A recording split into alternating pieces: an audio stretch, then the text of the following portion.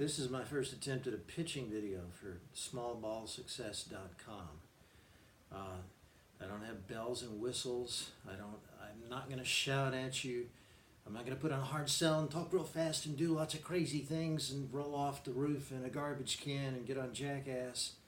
I am just a researcher, a regular guy. If you are interested as a small person in how to compete successfully in the game of baseball, I'm going to try to help you out.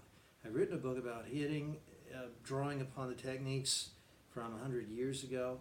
I haven't written anything about pitching, and I don't know anything about pitching except what I learned by observing my son's experience. As a kid of about my height, he never got to be much more than 5'8" and a half or 5'9" either. But he has my body type. He's broad-shouldered, strong bones, strong in the core. He was able to go from pitching at a really very small high school, and even there nobody ever gave him any encouragement to think he could pitch beyond D3. He pitched at a good D2 school and actually set the record for most number of appearances. He did that by throwing in an unusual fashion. That's what I think you have to do as a small person if you want to succeed in the game. You need to not compete with big guys and try to beat them at their own game, but you need to figure out what can you do, what makes you stand out as a distinctive body type, and make that your strength. And again, I can't show you a bunch of fancy videos, and I'm not going to give you a big song and dance. I'm just going to try to explain to you logically the process of reasoning that I've been through. I eliminated this early on. It's the classic, overhand pitching motion. Why can people like me not compete like this? Because I don't have that reach that extends for almost 8 feet up there. I've got long arms for my size, but got short legs. That's not going to make up for it. Anytime you have say a wheel that's this high and another wheel that's this high, and you push them both at the same speed with the same force, this one, the tall wheel, is going to be moving much faster out at the rim, just because there's more distance from the end of the spoke, which of course is the hand holding the ball, down to the focus. This is your core is the wheel. If you think of this as a cartwheel and you're turning around the center, if I have legs that are 3 inches longer and a reach that's 2 or 3 inches longer, even if I have lousy technique, that ball's going to accelerate as I'm coming down. And scouts and coaches are going to be so interested in me just because, wow, even without technique, look at how hard he's throwing. Just think of the ceiling for that guy. Think of the upside. If we can just teach him how to do a few more things right. Plus the fact that with my long stride, I'm actually releasing the ball closer to the plate than a short guy is. So I don't even have, forget about velocity for a minute, I don't have to throw the ball as far. Well, okay, scratch that. So we short guys are not going to try to compete from up here at about 11 o'clock. I thought maybe submarining would be from down there. How about 5 o'clock? Actually, 5 o'clock would be left-handed. That'd be great. Be a lefty submariner. It's about 7 o'clock. I can do that because I have broad shoulders. I've always been able to do that. But I can't do it as fast as a guy who has the long arms. I don't think that striding a long way is going to help you a lot as a submariner, because you're not really falling downhill, you're pushing uphill. It's that part, the fall, that accelerates the ball for a guy who's pitching overhand is now out of the equation. And if you got the strong lower body, you can really actually push off.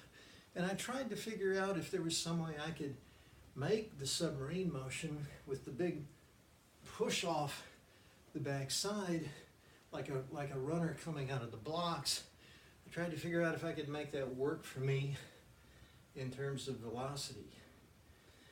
And I ended up kind of tearing up one of my knees and incurring certain other pains and aches, and not really ever getting the pitch much out of the high 50s, which, you know, at my age, I guess I could add 10 miles an hour if I were younger, but still low 60s, mid 60s for a submariner pitching in college.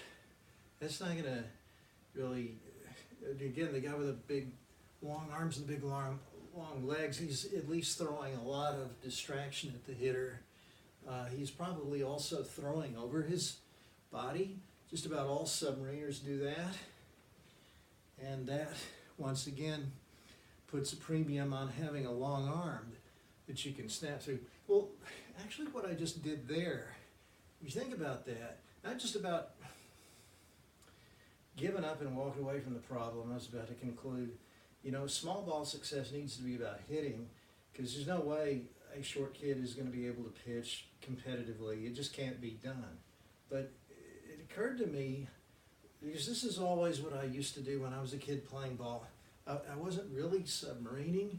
If I was even playing the outfield, I used to be able to do that and get it back to the infield with great accuracy too. I loved giving my little Willie Mays flick. I was pretty good at that, and that's kind of okay. You can call it submarine. Technically, I guess anything below 9 o'clock is a submarine pitch, but this is really, I think of it more as low sidearm.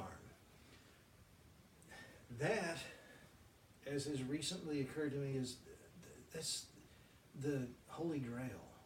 That's the answer to the question. Try thinking of it this way. Let's say that you were trapped in the chamber of doom, and the only way out was to pull a door open with a cable that was attached behind you. And this is like Plato's allegory of the cave. Just as Plato's people cannot turn around and face the fire, all they can see is their shadows on the wall. In the chamber of doom, you cannot turn around and face the door either. You have to look away from it and somehow pull it open. What's going to be the way that you want to pull on that cable, to that cord, to get the door to open? You're going to do it this way and try to go overhand? Or are you going to come down here and maybe try to pull up on it? Or would you do this somewhere in the middle? This is putting way too much stress on your shoulder and your elbow. This is, it seems like it's really working out my knee, and yeah, I can feel my core working too, but I think I can really get my core into it, and I can put some hip action in if I come up here to about 8:30. That's the way that I thought about this problem, and it really made more and more sense the more I thought about it. I'm not a physicist, I'm not an anatomist, I'm just, I think I am kind of a scientist in that I make theories and I go out and experiment with them. So far, my experiments with this have been really encouraging to me. So I'm trying to, let me explain it now quickly, because I'm going to wrap this one up, and I want to make more videos later when I've actually had a chance to test it out. Maybe when my knee's feeling better, I can actually put some things on film. But I'm coming from down here, and I'm opening this side up. You're not supposed to do that, are you? You're supposed to go right at the plate, and that's why submariners and sidearmers end up throwing over their body and losing velocity. I don't see why I can't open this front foot up a little bit as long as I keep my head down and stay back. And I can just feel a lot of power being tapped in when I've thrown the ball this way outside in the laboratory out there. I find that after a few throws, I'm really feeling it in these muscle groups, but I'm not feeling it at all in places where I don't want to feel it, which is joints. Shoulders fine, elbows fine. I'm not putting that intense stress on my knees that I was doing when I was trying to submarine. It's you tell you a couple of things and wrap it up. What I've already figured out is that I do need to get some of that leg power by dropping down. I'll show it from this angle. I want to get down low right before I fire out and really shove off the back foot. I'm trying to put the emphasis on opening up though, and not necessarily striding out a long way, and certainly not stepping toward the plate. I don't have to do that.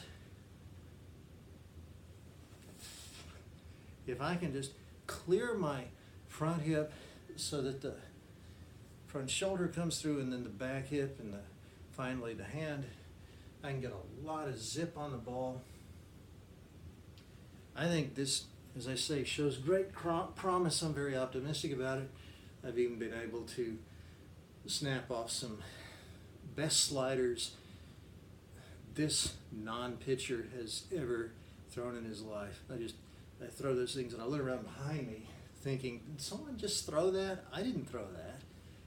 This is so encouraging and promising that I'm going to keep you posted. I'm going to make more videos, but think about, if you're short, try that side arming, especially if you got the broad shoulders. Try coming a little below 9 o'clock. If you come from 9 o'clock, I think you're going to be throwing over your body. If you throw open that front leg from up here, you're not going to hit the target. It's going to sail off that way. You got to stay low, come a little bit under 9 o'clock, and don't ever do this or anything else that a pitching coach or anyone tells you to do if it starts hurting your joints. Sore muscles, it's okay. You can build those muscles up. Sore muscles are good. That means once you get those stronger and working better, you're going to throw even harder. Sore joints, elbow, shoulder, lower back, not good. Stop immediately if you start feeling pain in those joints. Okay?